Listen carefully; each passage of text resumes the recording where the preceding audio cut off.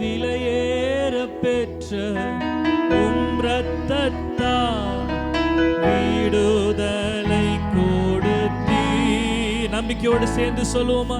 விலையேற பெற்ற உம் இரத்தத்தால் விடுதலை கொடுத்தீ. ராஜாக்களாக ஏவியராக உமக்கென தெரிந்து கொண்டீ. என்னை ராஜாக்களாக உமக்கென தெரிந்து கொண்டீ. ஆராதனை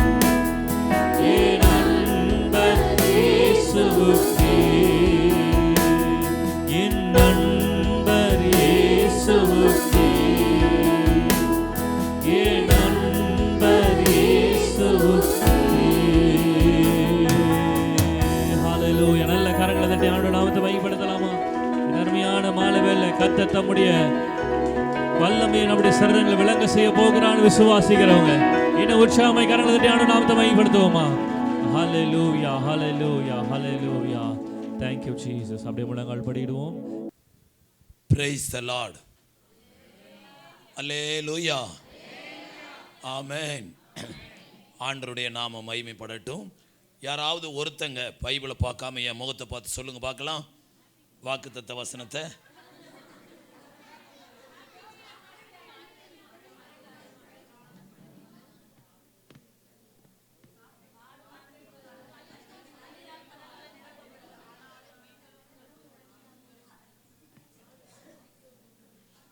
நேற்றைக்கு ராத்திரி கேட்டதுக்குள்ள என்ன செஞ்சிருச்சு? எல்லாம் மறந்துருச்சு. கவனிங்க, நீங்கள் காற்றையும் காண மாட்டீர்கள், மழையையும் காண மாட்டீர்கள், ஆனாலும் நீங்களும் உங்கள் மிருகங்களும் உங்கள் மிருக ஜீவன்களும் குடித்து தீருமட்டும் இந்த வாய்க்கால்கள் நிரப்பப்படும். அல்லேலூயா அல்லேலூயா. இதில் இன்னைக்கு நான் சொல்லக்கூடிய வார்த்தை என்ன அப்படின்னா, எந்த சந்தர்ப்பத்தில் இந்த வார்த்தை யாரால் சொல்லப்பட்டது அப்படிங்கிறத நாம் அதில் வாசித்து இந்த 2025ஆம் ஆண்டு நாம் நம்முடைய வாழ்க்கையில் எப்படிப்பட்ட சூழ்நிலையில் நாம் கடந்து வந்தாலும் அந்த சூழ்நிலைக்கேற்ப ஆண்டவர் நம்முடைய வாழ்க்கையில் அதிசயங்களை செய்வார் என்பதை நாம் விசுவாசிக்க கற்றுக்கொள்ளணும். அல்லேலூயா. ஒவ்வொரு மாதமும் ஒரு வாக்குத்தத்த வசனத்தை வைத்து ஜெபிக்கிறோம், தியானிக்கிறோம். அந்த வாக்குத்தத்த வசனத்தை வாசித்த உடனே நமக்கு வர வேண்டிய இன்னொரு வார்த்தை என்ன அப்படின்னா, ரோமர்கள் நிறுவம் 10ஆம் அதிகாரம் 10வது வசனம். என்ன பாருங்க, ரோமர் 10ஆம் அதிகாரம் 10வது வசனத்தில் நீதி உண்டாக இருதயத்தில் விசுவாசிக்கப்படும், ரட்சிப்பு உண்டாக வாயினால் அறிக்கை பண்ணப்படும். அப்போ அந்த வார்த்தையை நம்ம விசுவாசிக்கணும். அந்த வார்த்தையை ஒவ்வொரு நாளும் நம்ம வாயினால் அறிக்கை பண்ணணும். எந்த வார்த்தையை அறிக்கை பண்ணுறோமோ அந்த வார்த்தை நம்முடைய வாழ்க்கையில் நடைபெறும். அல்லேலூயா, அல்லேலூயா. அப்போ இந்த புதிய ஆண்டு முழுவதும் 2 ராஜாக்கள் 3ஆம் அதிகாரத்தை 17வது வசனத்தில் சொல்லப்பட்ட அந்த காரியத்தை ஒவ்வொரு நாளும் நாம் விசுவாசிக்கிறது மாத்திரமல்ல, வாயினால் அறிக்கை பண்ணணும். அல்லேலூயா. சரி, இது எந்த சந்தர்ப்பத்தில் சொல்லப்பட்டது அப்படின்னா 3ஆம் அதிகாரம் 1 வசனத்தை வாசிங்க.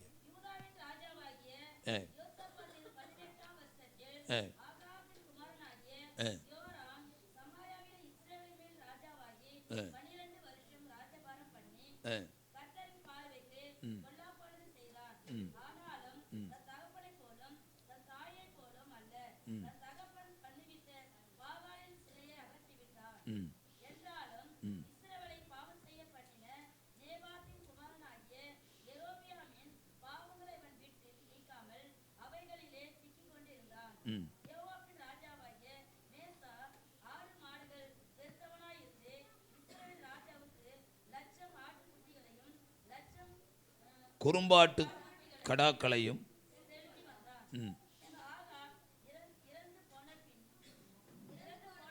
கொஞ்சம் தண்ணி குடிச்சுக்கிடுங்க. சுடுதண்ணி இருக்காமா? டக்குன்னு ஊத்துங்க வாயில்.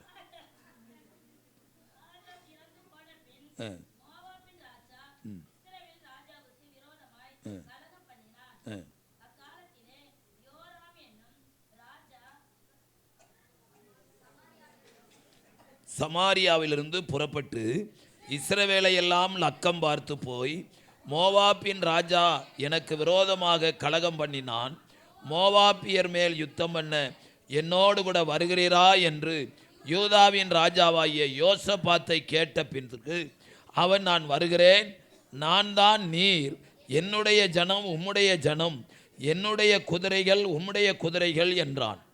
எந்த வழியாய் போவோம் என்று கேட்டான். அதற்கு அவன், ஏதோ வனாந்தர வழியாய் போவோம் என்றார்கள். நல்லா கவனிங்க. 3 ராஜாக்கள் ஒன்றாய் சேர்ந்து ஒரு ராஜாவுக்கு எதிராக யுத்தம் பண்ண போகிறார்கள். இவர்கள் யோதாம் வனாந்தர வழியாய் போகிறார்கள். வனாந்தரம் என்றால் எங்கு பார்த்தாலும் மணல் பாங்கான இடம்தான். ஒரு செடி கொடி அங்கே என்ன செய்ய முடியாது, காண முடியாது. இப்போ 9வது வசனம் என்ன சொல்லுது அப்படின்னா,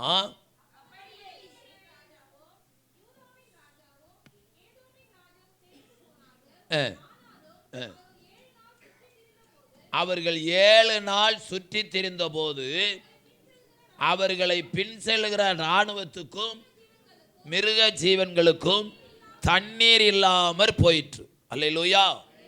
அவங்க கொண்டு போன தண்ணி 3 நாளிலே இணைஞ்சிருச்சு, காலி ஆயிடுச்சு, தீர்ந்து போச்சு. இப்போ யுத்தம் செய்கிறவங்களுக்கு தண்ணீர் தேவை. அந்த நாட்களில் நடந்த யுத்தத்துக்கும் இந்த நாட்களில் நடந்த யுத்தத்துக்கும் பெரிய வித்தியாசம் இருக்கிறது. அந்த நாட்களில் குதிரையின் மேலே, யானையின் மேலே, கோவரு கழுதையின் மேலே, ஒட்டகத்தின் மேலே, இப்படி பல மிருக ஜீவன்களை இராணுவத்தில் பயன்படுத்தினார்கள். அவைகளுக்கு குடிக்க கூட தண்ணீர் கிடைக்காம போயிட்டு, இப்போ 10வது வசனத்தில் என்ன வாசிக்கிறோம் அப்படின்னா,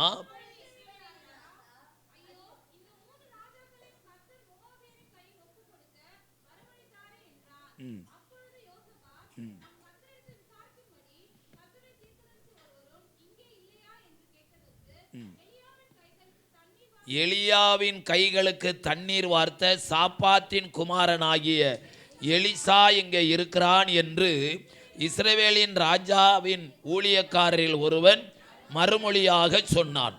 அடுத்த வசனம், அப்பொழுது யோசபாத் அவனை நோக்கி, கர்த்தருடைய வார்த்தை அவனிடத்திலே இருக்கிறது என்றான். இஸ்ரவேலின் ராஜாவும் யோசபாத்தும் யோதோமின் ராஜா அவனிடத்தில் போனார்கள். எலிசா இஸ்ரவேலின் ராஜாவை பார்த்து, எனக்கும் உனக்கும் என்ன? நீர் உம்முடைய தகப்பன் தீர்க்கதரிசிகளிடத்திலும் உம்முடைய தாயாரின் தீர்க்கதரிசிகளிடத்திலும் போம் என்றார். அதற்கு இஸ்ரவேலின் ராஜா, அப்படி அல்ல, கர்த்தர் இந்த 3 ராஜாக்களையும் மோவாபியரின் கையில் ஒப்புக் கொடுக்கிறதற்கு வரவழைத்தாரா என்றான். அதற்கு எலிசா, நான் யூதாவின் ராஜாவாகிய யோசபாத்தின் முகத்தை பார்த்திருந்தேனானால்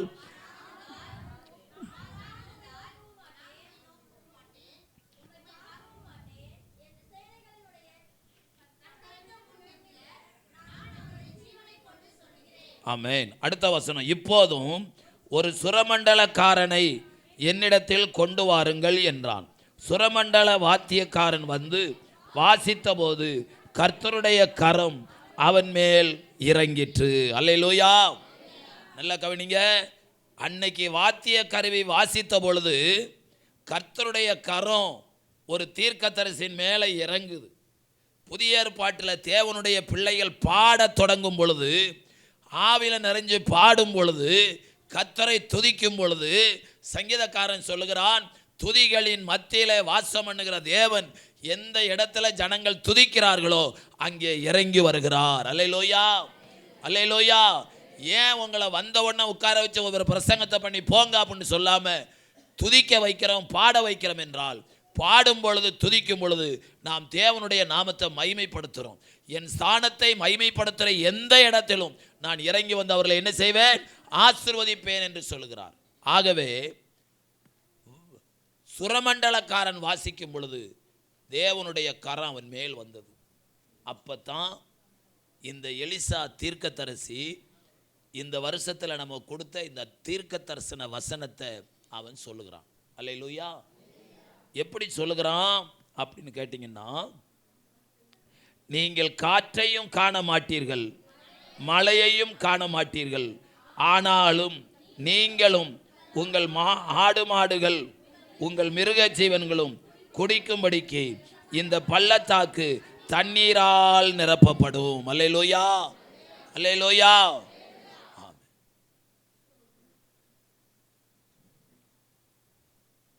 வேதம் சயின்ஸோட ஒத்து போகும். சில நேரம் மருத்துவத்துக்கு எதிராக சொல்லும். அப்போ சயின்ஸ் என்ன சொல்லுது அப்படின்னா, நீங்க வானத்துக்கு மேலே பார்த்தீங்கன்னா வெள்ளை வெள்ளையா திட்டு திட்டாங்க இருக்கும். அதெல்லாம் என்னது அப்படின்னா தண்ணி. அதெல்லாம் என்னது? தண்ணி. ஆனால் என்னவா ஆண்டவர் மாற்றி வச்சிருக்கிறார் அப்படின்னா மேகமாக மாற்றி வச்சிருக்கிறார். இப்போ பூமியில் மழை பெய்யணும்னா ஆண்டவர் என்ன செய்கிறார் அப்படின்னா, குளிர்ந்த காற்றை அதன் மேல் என்ன செய்கிறார்? வீச பண்ணுகிறார். என்ன வீச பண்ணுகிறார்? குளிர்ந்த காற்றை வீச பண்ணுகிறார். அப்படி காற்றை வீச பண்ணும் பொழுது என்ன நடக்குது அப்படின்னா மழை பெய்யுது. மழை பெஞ்ச உடனே பூமி எல்லாம் என்ன உண்டாகுது? தண்ணீர் உண்டாகுது. இது இயற்கையின் நியாமனம். வாசிங்க 135வது சங்கீதம் 7வது வசனத்தை வாசிங்க. 135வது சங்கீதம் 7வது வசனம்.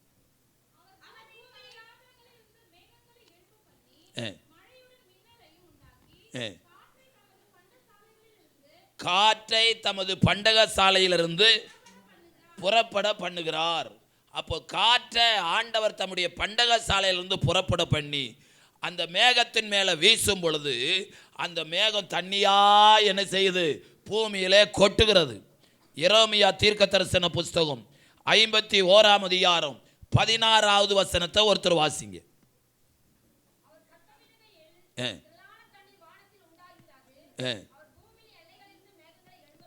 அவர் பூமியின் எல்லையிலிருந்து மேகங்களை எழும்ப பண்ணி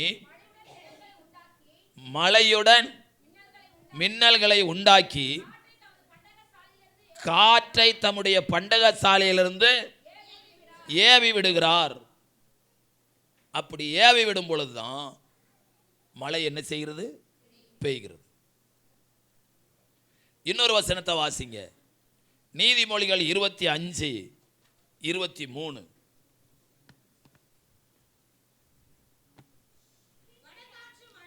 வடகாற்று மழையையும் புறங்கோருகிற நாவு கோப முகத்தையும் பிறப்பிக்கும். நல்லா கவனிங்க. வடக்குல இருந்து காற்று வீசினா என்ன உண்டாகும் அப்படின்னா மழை உண்டாகும். அல்லேலூயா. இது இயற்கையின் நியமனம்.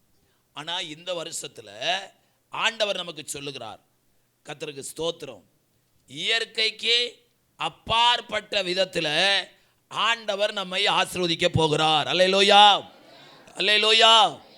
அப்போ பூமியில் தண்ணி வரணும்னா காற்று வீச வேண்டும், மழை பெய்ய வேண்டும், அதுக்கப்புறம் தான் தண்ணி வரும். ஆனால் ஆண்டவர் காற்றையும் வீசவில்லை, மழையும் பெய்யவில்லை. இந்த பள்ளத்தாக்கு எங்கே என்னவா மாறும்னு சொன்னார்? தண்ணீரால் நிரம்பும் என்று சொன்னார். ஒரு கேள்வி என்ன அப்படின்னா, எதற்காக இயற்கைக்கே அப்பாற்பட்ட முறையில் ஆண்டவர் தண்ணீரை வர பண்ணினார் அப்படின்னு கேட்டீங்கன்னா, இவங்க இருக்கிற இடம் வனாந்தரம். என்னது? வனாந்தரம்.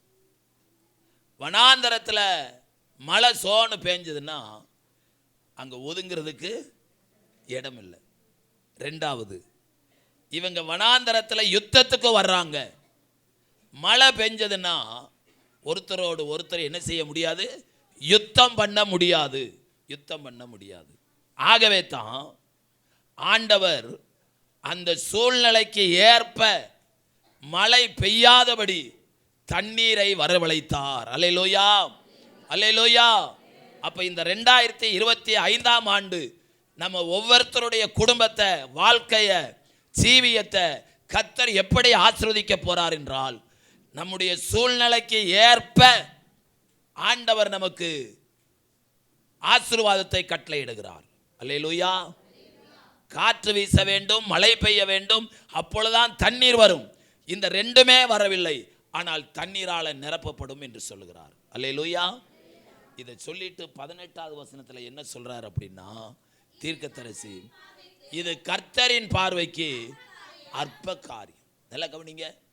உங்களுக்கு உங்க வாழ்க்கையில எதெல்லாம் பெருசா இருக்கோ, இவ்வளவு கடனை நான் எப்படி தீர்ப்பேன், இந்த வியாதியிலிருந்து நான் எப்படி தப்பித்துக் கொள்வேன், இந்த போராட்டத்திலிருந்து நான் எப்படி மீண்டு வருவேன் என்று எதெல்லாம் உங்களுக்கு பெருசா தெரிகிறதோ, அது ஆண்டவருடைய பார்வையில் பார்த்தா அது அற்ப காரியம். அல்லேலூயா. அற்ப காரியம். அற்ப காரியத்துக்காக மனுஷன் கவலைப்படுகிறான், கண்ணீர் வடிக்கிறான். இந்த சத்தியத்தை நாம் அறிந்து கொண்டோமானால், கர்த்தருடைய வசனம் சொல்லுகிறது, சத்தியத்தை அறிவீர்கள், சத்தியம் உங்களை என்ன செய்யும்? விடுதலையாக்கும். இதே சம்பவத்தை ஆதியாகமத்தில் ஆண்டவர் செய்கிறார். அது யாருக்கு செய்கிறாரு, எந்த இடத்துல செய்கிறாரு? ஆதியாகமம் 21ஆம் அதிகாரத்தில் 10 to 19 முடிய வாசிங்க பார்க்கலாம்.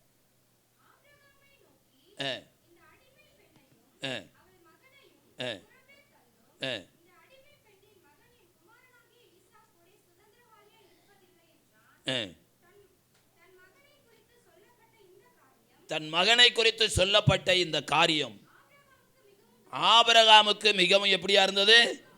துக்கமாயிருந்தது. கவனிங்க. வீட்டில் துணிமணி தப்பிக்கிட்டு வந்தவா, வீட்டு வேலையை பெருக்கிட்டு இருந்தவளை பார்த்து, எப்பா தாயே நீ நல்லா இருப்பம்மா, என் வயசில் உள்ளவங்களாம் குழந்தைய பெற்றுட்டாங்க, என் வயிற்றில் ஒரு குழந்தை உருவாகலை, தயவு செய்ய எனக்கு உதவி செய்யணும், ஒன்னால தான் எங்கள் வீடு கட்டப்படணும். அவள் கையை பிடிச்சி காலை பிடிச்சி ஐயா சாமின்னு கெஞ்சி கடைசியில் தன்னுடைய புருஷனுக்கு அவளை மனைவியாக்கிட்டான்.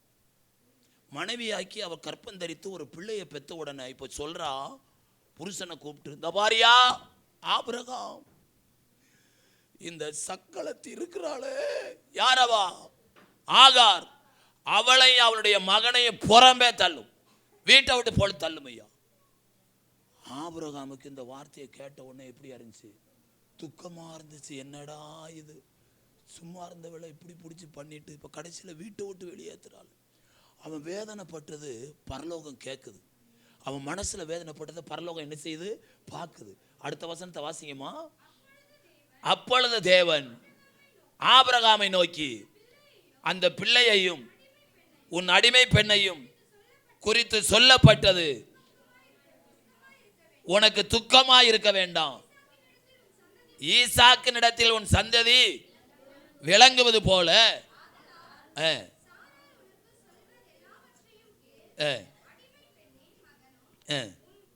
வித்தா இருக்கிறபடியினால் ஆமென், அல்லேலூயா. ஆபிரகாம் ரொம்ப வேதனைப்பட்டான். இப்போ ஆபிரகாம் பார்த்து ஆண்டவர் சொல்றாரு, சாரா சொல்வதற்கு கீழ்ப்படி. எப்படி ஈசாக்கு இடத்துல உன் சந்ததியை விளங்க பண்ணணும், அதுபோல இஸ்மவேலனையும் நான் ஒரு சந்ததியாக என்ன செய்வேன், மாற்றுவேன் என்று சொன்னார். இப்போ பாதி மனதோட கொஞ்சம் அப்பத்தை எடுத்து கையில் கொடுத்து ஒரு துருத்தியில் தண்ணியை வாங்கி இதை தாகம் எடுத்தா குடிச்சுக்கோமான்னு சொல்லிட்டு வீட்டை விட்டு வெளியே போயிட்டான். கர்த்தருக்கு ஸ்தோத்திரம். அந்த பைபிளில் எழுதியிருக்குது, எந்த வனாந்தரத்தில் அலைந்து திரிந்தாலும், வாசிங்க அதில், பெயர்சவா வனாந்தரத்தில் பிள்ளையை கூட்டிக் கொண்டு அவள் அலைந்து திரிந்தாள் என்று எழுதப்பட்டிருக்கு. துருத்தியில் கொண்டு போன தண்ணீர் செலவழிந்து போயிற்று, அப்பமும் செலவழிந்து போயிற்று. இப்போ அவள் பிள்ளையை ஒரு செடியின் கீழே விட்டு பிள்ளை சாகிறதை நான் பார்க்க மாட்டேன் என்று சொல்லி சத்தமிட்டு அழுதாள். என்ன சொல்லி அழுதான்னு போட்டிருக்கான்னு பாருங்க. இல்லம்மா இல்லம்மா இல்ல, சத்தமிட்டு அழுதாள்னு சொல்லுத, அவ என்ன சொல்லி அழுதுருக்கணும், அது அங்க பைபிள்ல சொல்லல. சும்மா இருந்த என்ன, துணிமணி தப்பிக்கிட்டு இருந்த என்ன, வீடு பெருக்கிட்டு இருந்த என்ன, என் புருஷனுக்கு மனைவியான்னு சொன்னேடி பாதகத்தி,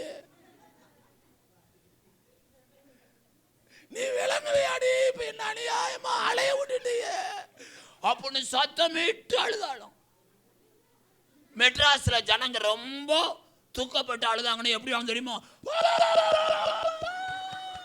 இதுதான். எங்க ஊருக்கு வாங்க, ஒப்பாரி வைப்பாங்க பாருங்க. என் ராசா, நீ சட்டை போட்டு தெருவெளி போனா உன்னை ஒரு ஜனமே கண்ணத்துல கை வச்சு பார்க்குமாப்பா, நீர் நேர் வச்சு எடுத்து போனா அப்படின்னு அவர் என்னென்னலாம் செஞ்சாரோ அதெல்லாம் சொல்லி சொல்லி என்ன செய்வாங்க, அழுவாங்க. அதை இன்னும் கொஞ்சம் கேட்கலாமான் இருக்கும். எங்க அம்மா ஒரு வீட்டில் போய் அழுகுது, நான் போனேன் பக்கத்தில், பாவி என்ன இந்த ஜனங்க மத்தியில் விட்டுட்டு போயிட்டு, இந்த ஜனங்க பாடுற பாடு நான் எத்தனை நாளைக்கு சவிப்பேன், நீ போய் பேசாம ஆலமரத்துக்கடியில் படுத்துக்கிட்ட, ஐயோ இந்த ஜனங்கிட்ட ஒவ்வொரு நாளும் நான் படுற பாடு. அப்ப அன்னைக்கு தான் எனக்கு தெரிஞ்சு, சாவு வீட்டில் அழுகிற எல்லாருமே அந்த சாவு வீட்டுக்காக வேண்டி அழுகுறது இல்லை. தன்னை விட்டுட்டு புருஷன் போயிட்டானே, தன்னை அம்போன்னு விட்டுட்டு பொண்டாட்டி போயிட்டாலே, பெத்த புள்ள போயிருச்ச, இப்போ அவங்க அனுபவிக்கிற அந்த வேதனையை சொல்லி தான் எல்லாரும் என்ன செய்யறாங்க, அழுகுறாங்க. ஆகார் என்ன சொல்லிமா அழுதா, இப்படி வனாந்தரத்தில் அலைய விட்டுட்டே அடி, நீ நல்லா இருப்பையா ஓன்னு சத்தமிட்டு அழுதாலும். வனாந்தரத்தில் யாரு சத்தத்தை கேட்கறது, வனாந்தரத்தில் யாருமே இல்லைங்க. ஆனா வசனம் சொல்லுகிறது, தேவன் பிள்ளையின் சத்தத்தை கேட்டார். கர்த்தருடைய வார்த்தையை கேட்டுக்கொண்டிருக்க தேவ ஜனமே, எதை நினைத்து அழுது கொண்டிருக்கிறீர்கள்? எந்த காரியம் உங்களை அழுக செய்கிறது, உங்களை கண்ணீர் வடிக்க செய்கிறது? உங்களுக்கு உதவியற்ற சூழ்நிலையில் இருக்கிறீர்களா? இன்றைக்கு வேதம் சொல்கிறது, உங்கள் அழுகையின் சத்தத்தை, உங்கள் பெருமூச்சின் சத்தத்தை பரலோகம் கேட்க ஆயத்தமாக இருக்கிறது. அல்லேலூயா, அல்லேலூயா. பரலோகத்திலிருந்து ஒரு சத்தம் வருகிறது, ஆகாரே உனக்கு என்ன சம்பவித்தது, நீ பயப்படாத. ஆகாரே, ஆபிரகாம் கொடுத்த அப்பம் செலவழிஞ்சு போச்சுன்னு அழுகிறையா? என் புள்ள தாகம் தாகன்னு தண்ணிக்கு கேட்குது, தண்ணி இல்லையே, என் புள்ள செத்து போகுமே, அதை நான் பார்க்க வேண்டாம்னு சொல்லி அழுகிறையா? ஆண்டவர் சொல்றாரு, ஆகாரே பயப்படாது. கர்த்தருடைய பிள்ளைங்களே, ஆகாருடைய வாழ்க்கையில் நமக்கு ஒரு பாடத்தை ஆண்டவர் வச்சிருக்கிறார். நம்மை நேசித்தவர்கள், நமக்கு உதவியவர்கள், நம் மூலமாய் உதவியை பெற்றவர்கள் நமக்கு விரோதமாய் எழும்பும் பொழுது, நமக்கு விரோதமாய் பேசும் பொழுது நம்முடைய உள்ளம் வேதனைப்படுகிறது. அந்த வேதனையை சொல்ல யாரிடத்துல போவேன் என்று அங்கலாய்க்கிறீர்கள். ஆகாரும் அப்படித்தான் அங்கலாய்த்து வனாந்தரத்தில் அலைகிறாள், சுற்றி திரிகிறாள். தாகத்துக்கு தண்ணி இல்லை, பசிக்கு ஆகாரம் இல்லை. ஆனால் பைபிள்ல ஆகாருக்கு ஆண்டவர் செய்த அற்புதம் என்ன? தொடர்ந்து வாசிங்க. ஆகாரே, என்ன சம்பவித்தது? பயப்படாதே, பிள்ளை இருக்கும் இடத்திலே. ஆமென், அல்லேலூயா. முதல்ல வாசிக்கிறோம், பரலோகத்திலிருந்து தூதன் சொல்றான் ஆகாரேன்னு கூப்பிடுறான். இப்போ அதே தூதன் சொல்றான், பிள்ளை இருக்கிற இடத்தில் தேவன் அவருடைய சத்தத்தை. நல்லா கவனிங்க. அதுக்கு முன்னாடி வனாந்தரம்னு எழுதப்பட்டிருக்குது. வனாந்தரம் என்று சொன்னால் கண்ணுக்கு கண்ட தூரம் மணல் தான், ஒரு மரஞ்செடி கொடி கிடையாது. ஆனா ஆகார் வேதனையில என் பிள்ளை தாகத்தால செத்து போறத நான் காண மாட்டேன் அப்படின்னு சொல்லி அவ போடும் பொழுதே ஆண்டவரே ஒரு செடியா மாறி அவனை காப்பாற்ற அங்க உட்கார்ந்துட்டு இருக்காரு. அல்லேலூயா, அல்லேலூயா. அதைத்தான் தூதன் சொல்லுகிறான், பிள்ளை இருக்கிற இடத்துல தேவன் அதன் சத்தத்தை கேட்டார்.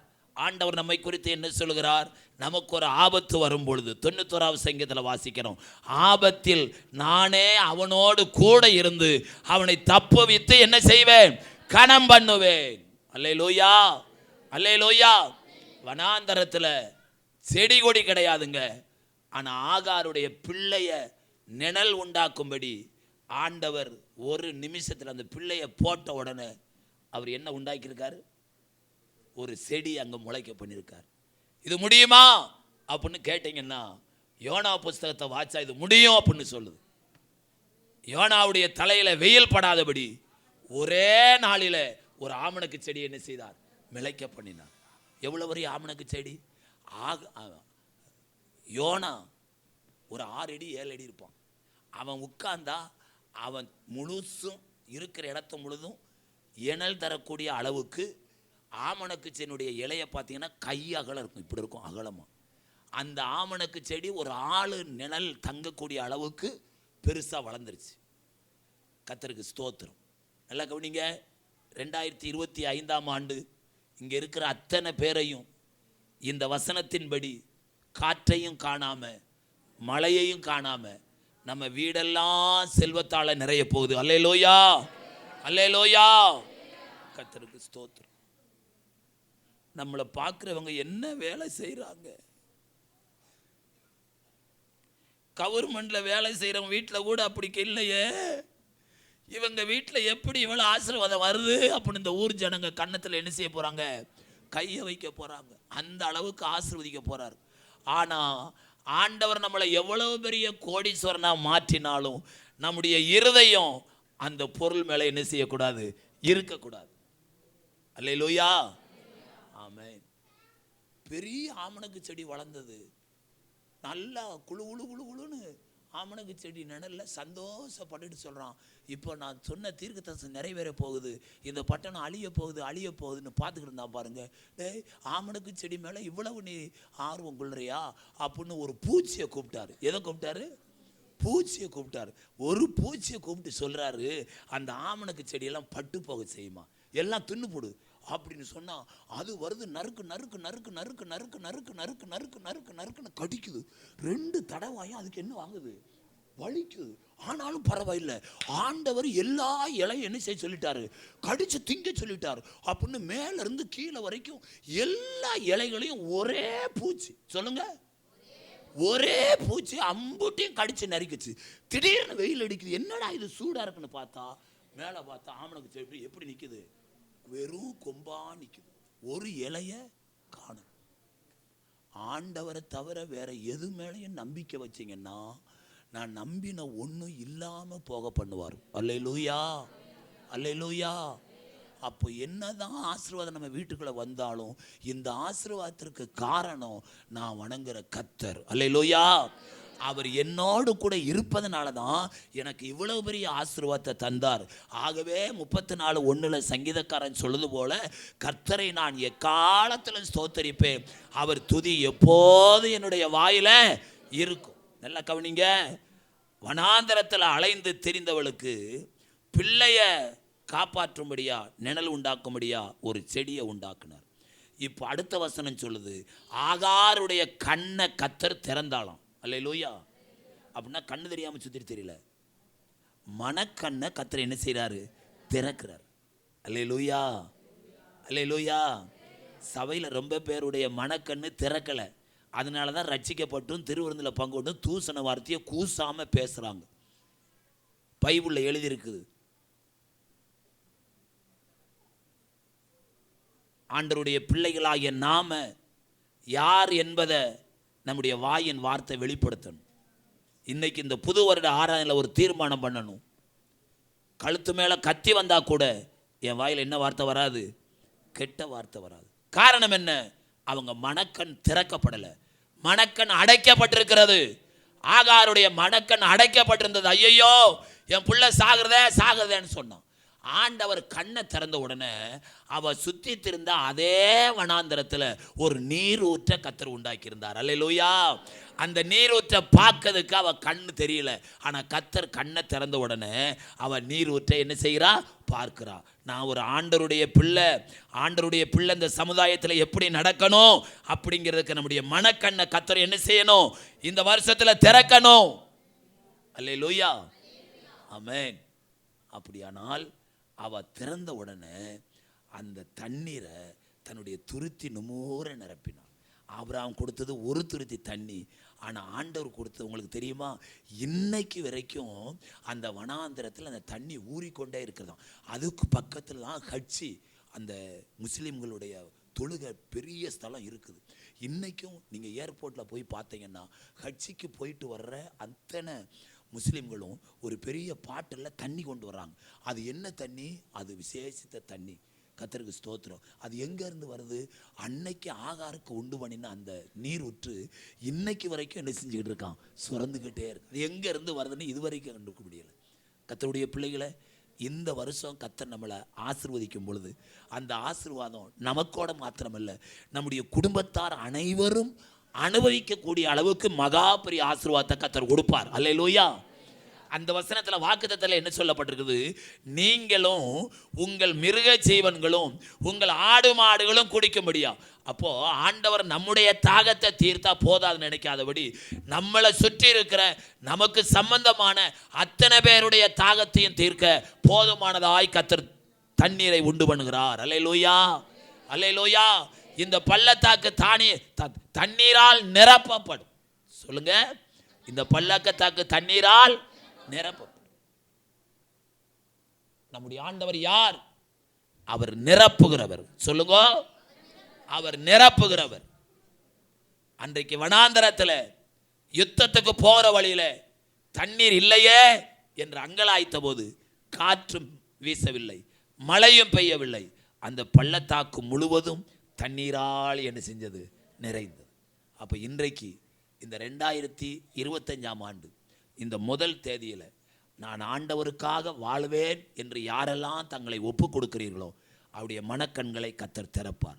அப்படி திறக்கும்போது நம்ம வாழ்க்கையில் ஆண்டவர் எதையெல்லாம் நிரப்புவார் என்பதற்கு ஒரு 4 குறிப்பை பார்த்துட்டு நம்ம கர்த்தருடைய பந்திக்கு என்ன செய்ய போகிறோம்? கடந்து போக போகிறோம். வாசிங்க. கர்த்தருக்கு ஸ்தோத்திரம். யாத்ராகமம் 31ஆம் அதிகாரம் 5வது வசனம்.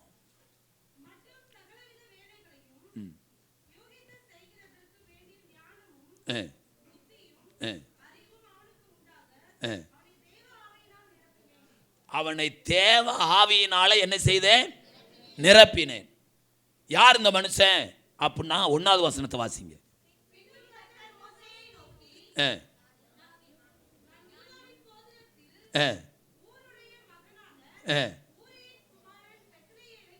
பெயர்சேலேலை பெயர் சொல்லி அழைத்தேன். இந்த மனுஷனை தேவ ஆவியினால ஆண்டவர் நிரப்பின பொழுது என்னென்ன காரியங்களை தேவனுக்காக, அவருடைய ஆலயத்துக்காக, ஆசரிப்பு கூடாரத்துக்காக செய்ய வேண்டுமோ அதை இன்னி ஒருத்தன் சொல்லி அல்ல, இவனே யூகித்து செய்யக்கூடிய அளவுக்கு தேவ ஆவியானவர் அவனோடு கூட இருக்கிறார். அல்லேலூயா, அல்லேலூயா. அப்போ இங்கே இருக்கிற அத்தனை பேரையும் பரிசுத்த ஆவினால ஆண்டவர் நிரப்பும் போது இனி ஒருத்தட்ட போய் நம்ம ஐடியா கேட்காம, ஆவியானவரே நாம் இப்படி இந்தந்த காரியத்தை செய்ய அப்படின்னு சொல்லக்கூடிய அளவுக்கு தேவ ஞானத்தினால ஆண்டவர் நம்மை நிரப்ப போகிறார். அல்லேலூயா, அல்லேலூயா. அப்போ பரிசுத்தாவி உங்களிடத்துல வரும்போது என்ன நடக்கும்? அப்போஸ்தலர் 1:8 சொல்கிறது, பரிசுத்தாவி உங்களிடத்துல வரும் பொழுது நீங்கள் என்ன அடைவீர்கள்? பலன் அடைவீர்கள். வேதம் சொல்கிறது, பலம் உள்ளவனுக்காயிலும் பலன் அற்றவனுக்காயிலும் உதவி செய்கிறது அவருக்கு லேசான காரியம். அல்லேலூயா, அல்லேலூயா. இன்றைக்கு படிப்பறிவு இல்லாத மக்களை கொண்டெல்லாம் கர்த்தர் பெரிய பெரிய காரியங்களை செய்கிறார். அல்லேலூயா. அது எதனால? ஆண்டவர் தம்முடைய ஆவியின் வரத்தினால ஒரு மனுஷியை நிரப்பும் பொழுது அவங்க காரியங்களை யூகித்து செய்யக்கூடிய அளவுக்கு கர்த்தர் அவர்களுக்கு ஞானத்தை என்ன செய்கிறார்? கொடுக்கிறார், ஞானத்தை கொடுக்கிறார். அப்போ தேவ பிள்ளைகளாகிய நாம ஞானத்தினால நிறையப்பட வேண்டுமானால் ஆண்டவரிடத்தில், ஆண்டவரே உம்முடைய ஆவியை என் மேலே ஊற்றுமையா, உம்முடைய பரிசுத்தாவி எனக்குள்ளே வந்துட்டா நான் என்னுடைய வேலைகளை யூகித்து செய்யக்கூடிய அந்த தேவ ஞானம் எனக்குள்ளே என்ன செஞ்சிடும்? வந்துடும். அப்போ யாக்கோபு தன்னுடைய நிருபத்தில் என்ன சொல்கிறாரு? 1:5, உங்களில் ஒருவன் ஞானத்தில் குறை உள்ளவனாயிருந்தால் ஒருவரையும் கடிந்து கொள்ளாதவரும் சம்பூரணமாய் கொடுக்கிறவருமாகிய தேவனிடத்தில் என்ன செய்ய கடவன்? கேட்க கடவன். அப்பொழுது அவனுக்கு என்ன செய்யப்படும்? கொடுக்கப்படும். அப்போ இன்றைக்கு தேவனிடத்தில் கேட்காம ரொம்ப பேர் யார் இடத்துல கேட்குறாங்க? மனுஷரிடத்துல கேட்குறாங்க. மனுஷரிடத்துல கேட்டால் அதுக்கு பேர் கடன். சொல்லுங்க, அதுக்கு பேர் கடன். அந்த கடனை மறைக்க இன்னொருத்தர் என்ன சொல்கிறாங்கன்னா கை மாத்து. என்ன மாத்து? விளக்கு மாறல, கை மாறு. கொடுங்கோ, 2 நாளைக்குள்ள திருப்பி என்னஞ்சிடுறேன், கொடுத்துட்றேன். கேட்க வேண்டியவற்றை கேட்டோம்னா கடன் இல்லாமல் கர்த்தர் கொடுப்பார். அல்லேலூயா சொல்லுங்க பார்க்கலாம். அல்லேலூயா. உங்களில் ஒருவன் ஞானத்தில் குறைவுள்ளவனாயிருந்தார் ஒருவரையும் கடிந்து கொள்ளாதவரும் சம்பூர்ணமாய் கொடுக்கிறவருமாகிய தேவனிடத்தில் என்ன செய்ய கடவன்? கேட்க கடவன். அப்பொழுது அவனுக்கு என்ன செய்யப்படும்?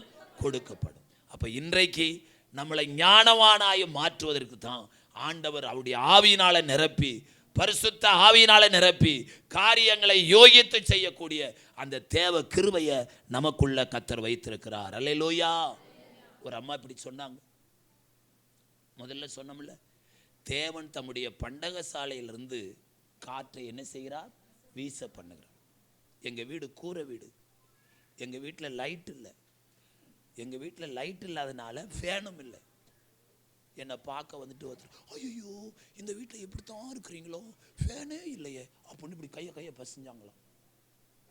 அன்னைக்கு அந்த வாரம் ஞாயிற்றுக்கிழமை அந்த அம்மா பிரசங்கத்தில் கேட்டு, தேவன் தம்முடைய பண்டக சாலையிலிருந்து தம்முடைய காற்றை என்ன செய்கிறார்? வீச பண்ணுகிறார். ஆண்டவரே இந்த வசனம் உண்மைன்னு சொன்னான். இப்போ எங்கள் வீட்டில் உம்முடைய பண்டக சாலையில் இருக்கிற காற்றை என்ன செய்யும்? வீச பண்ணும். ஃபேன் கேட்டால் 2500 ரூபா, 3500 ரூபாங்கிறாங்க. அதை மாட்டிட்டு அதுக்கு கரண்ட் இல்லைன்னா அது கம்முன்னு இருக்கு, கொசு கடிக்குது. ஆண்டவரே உம்முடைய பண்டக சாலையில் இருக்கிற அந்த காற்றை எங்கள் வீட்டுக்குள்ளே என்ன செய்யும்? அனுப்பும்னு சொல்லிச்சான். பீச்சில் போய் உட்காந்தா எப்படி சரன்னு குளிர்ந்த காற்று வீசுமோ அந்த மாதிரி அந்த அம்மா வீட்டுக்குள்ளே காற்று என்ன செஞ்சான்? வீசுச்சான். நம்ம இது தெரியாமல் 50 பேருடைய வீட்டில் துட்டை செலவழிச்சு என்ன வாங்கி போட்டிருக்கோம்? ஃபேன் வாங்கி போட்டு. சிலருக்கு அந்த ஃபேன் காற்றும் சூடாக இருக்குன்னு சொல்லி போட்டு கடனை வாங்கி என்ன மாட்டிருக்காங்க? ஏசியை மாட்டிருக்காங்க. அல்லேலூயா, அல்லேலூயா. வசனத்தை அப்படியே விசுவாசிக்கிறவங்களுக்கு எல்லாம் ஆகும். அல்லேலூயா. நீ விசுவாசித்தால் தேவனுடைய மகிமையை காண்பாய். அப்போ ஆண்டவர் எதனால நிரப்புறார்? தம்முடைய பரிசுத்த ஆவியினால் அவருடைய பிள்ளைகளை என்ன செய்கிறாரு? நிரப்புகிறாரு. அப்போ சபைக்கு வர்ற அத்தனை பேரும் பரிசுத்த ஆவியினால நிரப்பப்பட வேண்டும். பரிசுத்த ஆவியினால நிரப்பப்படலைன்னா கர்த்தருடைய வருகையை நம்ம என்ன செய்ய முடியாது? காணப்பட முடியாது. ஆகவே பரிசுத்த ஆவியானவர் நமக்குள்ள இருக்கிறபடினால அந்த எக்கால சத்தம் கேட்ட உடனே ஒரு இமை பொழுதுல நம்மை கர்த்தர் மறுரூபப்படுத்துறார். அல்லேலூயா. காங்கிரீட் மேலே இருக்குது. இப்போ கர்த்தருடைய வருகை வந்துச்சுன்னா நம்ம போட்டிருக்கிற அத்தனை கம்மல் மூக்குத்தி அம்முட்டும் கீழே இருக்கும். ட்ரெஸ் எல்லாம் மடித்து கீழே இருக்கும். நம்ம அப்படியே வானத்தில் பொத்துக்கிட்டு, இந்த காங்கிரீட்டை பொத்துக்கிட்டு பறந்துடுவோம். அதுக்கு பேர் வானத்துக்குரிய மேனி அல்லது ஆவிக்குரிய மேனி. வீட்டை பூட்டுனா நம்ம வீட்டை விட்டு வெளியே போக முடியாது. ஆனால் ஆவிக்குரிய மேனி இருந்துச்சுன்னா வீட்டை விட்டு நம்ம என்ன செஞ்சிடலாம், வெளியே போயிடலாம். இயேசு மரித்து உயிர் தெழுந்துட்டார். இப்போ எங்கே பார்த்தாலும் பொருளையாக இருக்காது. இயேசுநாதர் சிறுவில் அடிச்சிட்டாங்கன்னு. ஆனால் சீசர்கள் நம்மையும் பார்த்து அடிப்பார்கள் என்று பூட்டின வீட்டுக்குள்ளே இருந்தார்கள். உயிர் தெழுந்த இயேசு பூட்டின வீட்டுக்குள்ளே போய் என்ன சொன்னார்? உங்களுக்கு சமாதானம் என்று சொன்னார். அப்படியானால் அந்த ஆவிக்குரிய இந்த செத்த சரீரத்தை கர்த்தருக்கு ஸ்தோத்திரம், ஆண்டவர் ஆவிக்குரிய சரீரமாக மாற்றி கர்த்தருடைய வரிகளை காணப்படணும்னா இங்கே இருக்கிற அத்தனை பேர் மேலே பரிசுத்த ஆவியானவர் என்ன செய்யணும்? இறங்கி வர வேண்டும். அப்போ கேளுங்கள் கொடுக்கப்படும் என்று சொன்ன ஆண்டவர்கிட்ட நம்முடைய அபிஷேகத்தினால நிரப்புங்கப்பான்னு சொன்னால் அவர் அவருடைய அபிஷேகத்தினால என்ன செய்வார்? நிரப்புவார். அல்லேலூயா. கர்த்தருக்கு ஸ்தோத்திரம். ரெண்டாவது அவர் எதை நாளை நிரப்புறார் அப்படின்னா 1 ராஜாக்கள் 8ஆம் அதிகாரம் 10வது வசனத்தையும் 11வது வசனத்தையும் வாசிங்க. 1 ராஜாக்கள் 8, 10, 11.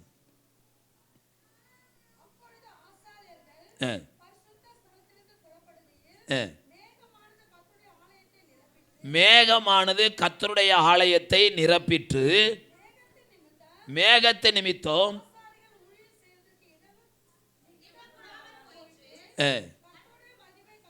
கர்த்தருடைய மகிமை கர்த்தருடைய ஆலயத்தை என்ன செய்தது? நிரப்பினது. நல்லா கவனிங்க. நம்முடைய ஆண்டவர் பரிசுத்த ஆவியினால நிரப்புகிற தேவனாயிருக்கிறார். இந்த இடத்துல வாசிக்கிறோம், மேகமானது கர்த்தருடைய ஆலயத்தை நிரப்பிட்டு, கர்த்தருடைய மகிமை கர்த்தருடைய ஆலயத்தை என்ன செய்தது? நிரப்பிட்டு. நல்லா கவனிங்க. இங்கே ஆலயம் என்று சொல்லப்படுவது இந்த கட்டடமாகிய ஆலயம் மாத்திரமல்ல. கொரிந்தியருக்கு பவுல் சொல்லுகிறார், நீங்களே தேவனுடைய ஆலயமாயிருக்கிறீர்கள். அல்லேலூயா.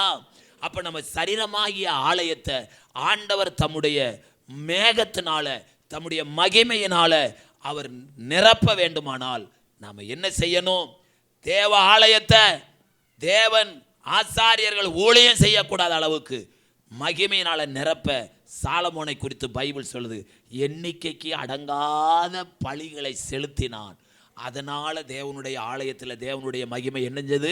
இறங்கிற்று. அப்போ நம்முடைய சரீரமாகிய ஆலயத்தில் ஆண்டவருடைய வல்லமை இறங்கணும்னா கர்த்தருக்கு ஸ்தோத்திரம், வாயை பொத்தி கொண்டு அமைதியாக இருக்கக்கூடாது. மட திறந்த வெள்ளம் போல சபையாக இருக்கட்டும் வீடாக இருக்கட்டும் நாம் நல்லா வாயை திறந்து என்ன செய்யணும்?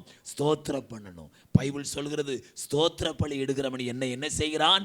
மகிமைப்படுத்துகிறான். அப்போ அவரை மகிமைப்படுத்துகிற எந்த இடத்திலும் பரலோகத்திலிருந்து அவர் கீழே இறங்கி வந்து விடுவார். ஆகவே பரிசுத்த ஆவியினால் ஆண்டவர் நிரப்புகிறார். பரிசுத்த ஆவியின் அபிஷேகத்தை பெற்றுக்கொள்ள வேண்டும். தேவனுடைய மகிமையினால கர்த்தருடைய ஆலயத்தை நிரப்புகிறார். ஆலயமாகிய நம்முடைய சரீரத்தில் தேவனுடைய மகிமை இறங்கி வந்து விட்டா என்ன நடக்கும்? தேவனுடைய மகிமைக்கும் பரிசுத்த ஆவிக்கும் இன்னொரு பேர் என்னன்னா நிறைவானவர். சொல்லுங்க பார்க்கலாம். அப்போ அந்த நிறைவானவர் நமக்குள்ளே வரும் பொழுது நம்முடைய குறைவுகளெல்லாம் என்ன செய்யும்? அகன்று போகும். ஒருவேளை நீங்கள் சரீர பலவீனத்தோடு சரீர வியாதியோடு வருத்தத்தோடு மனக்கலக்கத்தோடு வந்திருக்கலாம். ஆனால் நல்லா கர்த்தரை துதிக்க இந்த தேவனுடைய ஆலயம் முழுவதும் நம்ம சரீரம் முழுவதும் தேவன் தம்முடைய மகிமையினால் நிரப்பி விடுவாரனால் எல்லா கவலைகள் பலவீனங்கள் வியாதிகள் நம்மை விட்டு ஓடி போகும். அல்லேலூயா, அல்லேலூயா. கர்த்தருக்கு ஸ்தோத்திரம். அப்போ பரிசுத்த ஆவியினால் நிரப்புகிறார், அவருடைய மகிமையினால் நிரப்புகிறார். கர்த்தருக்கு ஸ்தோத்திரம். மூன்றாவது தீத்து புஸ்தகம் நீதிமொழிகள் புஸ்தகம் 8ஆம் அதிகாரம் 20வது வசனத்தில் வாசிக்கிறோம், என்னை சிநேகிக்கிறவர்கள் மெய்ப்பொருளை சுதந்தரிக்கும்படிக்கும் அவர்களுடைய களஞ்சியங்களை நாம் நிரப்பும்படிக்கும். ஆண்டவர் எதை நிரப்புறாருமா? நம்முடைய களஞ்சியத்தை நிரப்புகிறார். இன்னைக்கு ரொம்ப பேருடைய களஞ்சியம் என்ன? மணிபர்ஸ். ரொம்ப பேருடைய களஞ்சியம் என்ன? பீரோல். பீரோலில் துணி வைக்கிறதுக்குன்னு தனி இடம், பணம் வைக்கிறதுக்கு தனி இடம், நகை வைக்கிறதுக்கு தனி இடம், வீட்டு டாக்குமெண்ட்டை வைக்கிறதுக்கு தனி இடம். கர்த்தருக்கு ஸ்தோத்திரம். இன்னைக்கு உங்கள் வீட்டில் இருக்கிற உங்கள் பீரோல்ல துணியே இல்லைன்னா இந்த வருஷத்தில் ஆண்டவர் அடுக்கடுக்கா துணியை என்ன செய்ய போகிறாரு? நிரப்ப போகிறார். அல்லேலூயா. உங்கள் வீட்டு பீரோல்ல டாக்குமெண்ட் இல்லைன்னா நீங்கள் செட்டியாரத்தை சுற்றி சுற்றி ஏக்கர் கணக்கில் என்ன செய்ய போகிறீங்க? வாங்க போகிறீங்க. உங்கள் பீரோல்ல அவ்வளவும் டாக்குமெண்ட் என்ன செய்ய போகுது? நிரம்ப போகுது. அல்லேலூயா. பணம் வைக்கிற இடத்துல கட்டுக்கட்டா கட்டுக்கட்டா கட்டுக்கட்டா பணம் என்ன செய்ய போகுது? நிரம்ப போகுது. அல்லேலூயா. கர்த்தருக்கு ஸ்தோத்திரம். இன்னைக்கு ஆராதனை முடிஞ்சிட்டு போயிட்டு பழசுகளை சிரிஞ்சுனா எல்லாத்தையும் எடுத்து இந்த குப்பை பொறுக்க வர்றாங்களே அவங்ககிட்ட மடித்து கொடுத்துருங்கோ. கர்த்தருக்கு ஸ்தோத்திரம். சின்ன சின்ன நோட் இருந்துச்சுன்னா அம்புட்டையும் எடுத்துருங்கோ. இப்போ ஆண்டவர் கட்டுக்கட்டா பெரிய பெரிய நோட்டா என்ன செய்ய போகிறாரு? நிரப்ப போகிறார். அல்லேலூயா. ஆமேன். ஒரு ஆசீர்வாதத்தை கொடுக்கறதுக்கு முன்னாடி அதை பெற்றுக்கொள்வதற்கு ஆயத்தமாகணுமா? அதை பெற்றுக்கொள்வதற்கு என்ன செய்யணும்?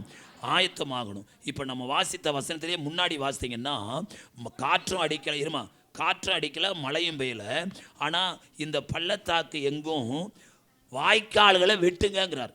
என்னத்தை வெட்டணுமா? மழை பெய்யலமா, காற்று அடிக்கலமா, தண்ணி வரலை, அதுக்கு முன்னாடியே என்ன வெட்டணுமா?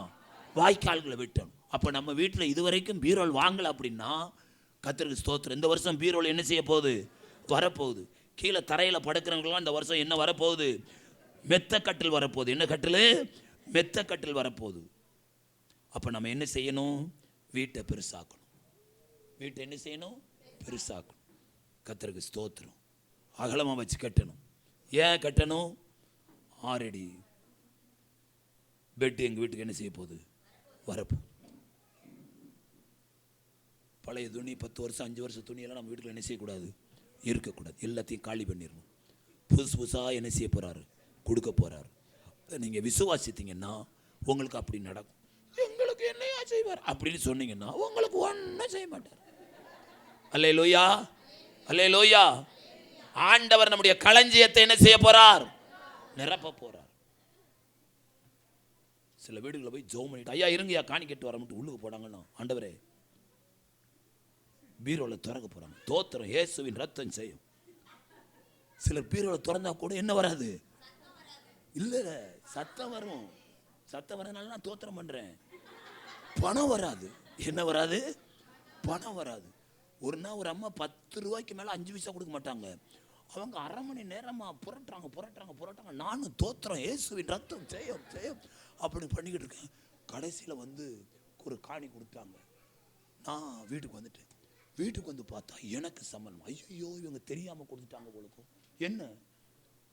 2000 ரூபா நோட்டு. எவ்வளோ நோட்டு? 2. ஒரு மாசமான அதை அப்படி தொடவே செய்யலை. ஒருவேளை மறந்து கண்டா கொடுத்துட்டாங்களோ தெரியாமல் கொடுத்துட்டாங்களோ அப்படியே வச்சுருந்தேன். 1 மாதம் கழிச்சு பிறகு அதை என்ன செஞ்சேன்? செலவழிச்சேன். அப்போ இதுவரைக்கும் கொஞ்சமாக கொடுத்த காணிக்கையெல்லாம் இந்த வருஷத்துலேருந்து ஆண்டவர் எப்படி மாற்ற போகிறாரு? பெருசாக மாற்ற போகிறார். அல்லேலூயா. ஏன் அப்படின்னா நம்முடைய களஞ்சியங்களை கர்த்தர் என்ன செய்ய போகிறாரு? நிரப்ப போகிறார். சிலருடைய களஞ்சியம் நிரம்ப மாட்டேங்குது. அவங்களுக்கு மாத்திரம் நான் சொல்கிற ஒரு ஆலோசனை என்ன அப்படின்னா, உங்கள் களஞ்சியம் சீக்கிரமாக நிரம்பணும் அப்படின்னா நீங்கள் ஒரு காரியம் செய்யணும். சொல்லுங்க பார்க்கலாம். நீதிமொழிகள் 3ஆம் அதிகாரம் 9வது வசனத்தையும் 10வது வசனத்தையும் வாசிங்க. நீதிமொழிகள் 9:10. உன் பொருளாலும் உன் எல்லா விளைவின் முதற் பலனாலும் கர்த்தரை என்ன செய்? கனம் பண்ணு. அல்லேலூயா. அப்போ நம்ம கிடைக்கிற பொருளை, முதல்ல கிடைக்கிற பொருளை எங்கே கொண்டு வந்துடணுமா? கர்த்தருடைய ஆலயத்துக்கு கொண்டு வரணும். விளைவின் எல்லா பொருளாலும் கர்த்தரை என்ன செய்? கனம் பண்ணு. அப்பொழுது உன் களஞ்சியங்கள் எப்படி வழங்குமா? பூரணமாய். நான் ஒரு நாள் ஜெபிச்சேன். ஆண்டவரே இருக்கிற 7 சபையிலையும் அந்த முருங்கைக்காய் தவிர ஒண்ணுமே பொருள் வர மாட்டேங்கப்பா. என்ன இது அநியாயமா? எல்லார் வீட்லயும் என்ன மரம் தான் இருக்குது? அப்ப நீ கத்திரிக்காய் மரமும் என்ன செய்யணும்? வைக்கணும். மாமரமும் என்ன செய்யணும்? வைக்கணும். எல்லா மரத்தையும் வச்சாதான் நம்ம ஆண்டவர் கொண்டு போய் என்ன செய்ய முடியும்? கொடுக்க முடியும். அப்ப நமக்கு கிடைக்கிற ஆசீர்வாதத்துல கவனிங்க, முதல்ல கிடைக்கிறத கர்த்தருடைய ஆலயத்திலிருந்து வச்சோம்னா பொய்யுரையாத வசனம் சொல்லுதா, அப்பொழுது உன் களஞ்சியங்கள் என்ன செய்யும்? பூரணமாய் நிரம்பும். ஒரு பழமொழி சொல்லுவாங்க பார்த்தீங்களா, சான் ஏறினா முளம் இறங்குது. அந்த நிலைமை 2025 என்ன செய்யணும்? மாறணும். 2025 என்ன செய்யணும்? மாறணும். கர்த்தருக்கு ஸ்தோத்திரம். வருகிறவங்க போறவங்களுக்கு முன்னாடி பைத்தியக்கார போல சொல்லணும், எங்க வீட்டு களஞ்சி என்ன செய்ய போகுது? நிரம்ப போகுது. அல்லேலூயா, அல்லேலூயா. கர்த்தருக்கு ஸ்தோத்திரம். அப்ப பரிசுத்த ஆவியினால நிரப்புகிறவர், தேவ மகிமையினால நிரப்புகிறவர், ஞானத்தினால நிரப்புகிறவர், கர்த்தருடைய இல்ல நம்முடைய களஞ்சியங்களை என்ன செய்கிறவர்? நிரப்புகிறவர். கர்த்தருக்கு ஸ்தோத்திரம். அடுத்தபடியாக ஆண்டவர் நிரப்புறது எது? ரோமர் 15ஆம் அதிகாரம் 13வது வசனம். ரோமர் 15:13.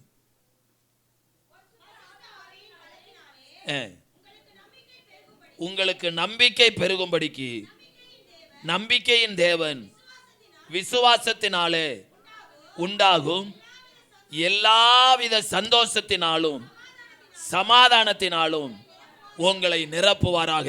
அல்லேலூயா, அல்லேலூயா, ஆமென். கல்யாண வீட்டுக்கு போனா ஒரு சந்தோஷம், பர்த்டே வீட்டுக்கு போனா ஒரு சந்தோஷம். கர்த்தருக்கு தோத்திரம். ஆனா இந்த 2025 ஆண்டுல பைபிள் சொல்லுது, எல்லாவித சந்தோஷத்தினாலும் அல்லேலூயா உங்களை கர்த்தர் என்ன செய்வாராக? நிரப்புவாராக. உங்களுக்கு சமாதான கேடு வராதபடி தேவன் தம்முடைய சமாதானத்தை உங்களுக்கு வைத்து போகிறேன் என்று சொன்னார். அல்லேலூயா. ஆகவே இந்த 2025ஆம் ஆண்டு ஆண்டவர் எல்லாவித சந்தோஷத்தினாலும் சமாதானத்தினாலும் கர்த்தர் நம்மை நிரப்புகிறார். கடைசியா கொலோசியர் 1ஆம் அதிகாரம் 9வது வசனத்துல எதனால நிரப்புகிறார் அப்படின்னா, இது நிமித்தம் கேட்ட நாள் முதல் உங்களுக்காக இடைவிடாமல் ஜெபம் பண்ணுகிறோம், எல்லா ஞானத்தோடும் ஆவிக்குரிய விவேகத்தோடும் அவருடைய சித்தத்தை அறிகிற அறிவினால நிரப்பப்படும். தேவனுடைய சித்தம் என்ன? கர்த்தராகிய இயேசு கிறிஸ்து விசுவாசி, அப்பொழுது நீயும் உன் வீட்டார் என்ன செய்வீர்கள்? ரட்சிக்கப்படுவீர். அப்போ ரட்சிக்கப்படணும் என் வீடு முழுவதும் அப்படிங்கிற சித்தத்தை நான் அறிந்து கொள்ள வேண்டும். என்னை குறித்து தேவனை என்ன சித்தம் வைத்திருக்கிறார் அதை அறிந்து கொண்டு அந்த சித்தத்துக்கு நம்மளை ஒப்பு கொடுப்போம்னா, அருமையான கர்த்தருடைய பிள்ளைங்களே, அவருடைய சித்தத்தின்படி செய்கிறவன் என்றென்றைக்கும் நிலைத்திருப்பான். அல்லேலூயா. அப்ப கிறிஸ்தவ வாழ்க்கையில பின்வாங்கி போகாம நிலைத்திருக்கிற ஒரு அனுபவத்துக்குள்ள கடந்து வர வேண்டுமானால் தேவனை அறிகிற அறிவினால நாமளை என்ன செய்யப்பட வேண்டும்? நிரப்பப்பட வேண்டும். தேவனை அறிகிற அறிவு ரொம்ப பேர்கிட்ட இல்லாதனால தான் தங்களுடைய மனசும் மாம்சமும் விரும்பினதை செய்கிறாங்க. அப்படி செய்கிறவங்க நிரந்தரமாக தேவனுடைய ஆசீர்வாதத்தை அனுபவிக்க முடியாது. இன்றைக்கு நம்முடைய தவறுகளை, குற்றங்களை, குறைகளை ஆண்டவர்கிட்ட ஒப்பு கொடுத்து, ஆண்டவரே இந்த 2025ஆம் ஆண்டு முதல் நாளில் எனக்காக நீர் மரித்தீருங்கிற பாடும் மரணத்தை நினைவு கூறக்கூடிய பாக்கியத்தை எனக்கு கொடுத்துருக்கீங்களே, உமக்கு தோத்திரம் என்று சொல்லி நம்ம ஆண்டவரிடத்தில் ஒப்பு கொடுத்துட்டோம்னா, நான் கர்த்தரிடத்தில் ஒப்பு கொடுத்ததை அவர் அந்த நாள் வரையிலும் காத்துக்கொள்ள எப்படிப்பட்டவராக இருக்கிறார்? வல்லமை உள்ளவராக இருக்கிறார். கண்களை மூடலாமா?